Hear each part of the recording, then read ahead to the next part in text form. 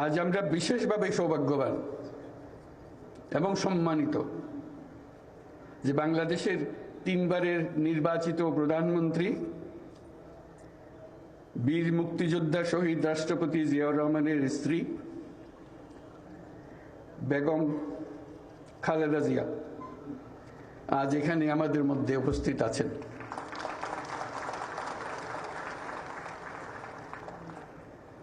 এক যুগ ধরে তিনি এই মহাসম্মেলনীতে অংশগ্রহণ করার সুযোগ পান নাই, আজকে সুযোগ পেয়েছেন। আমরা সবাই আনন্দিত এবং গর্বিত যে আমরা এই সুযোগ দিতে পেরেছি আপনাকে।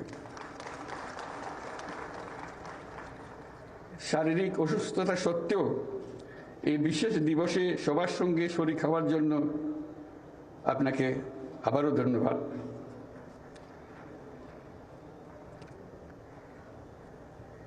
আমরা তার আশু রোগমুক্তি কামনা করছি এবং এই অনুষ্ঠানে বিশেষভাবে স্বাগত জানাচ্ছি।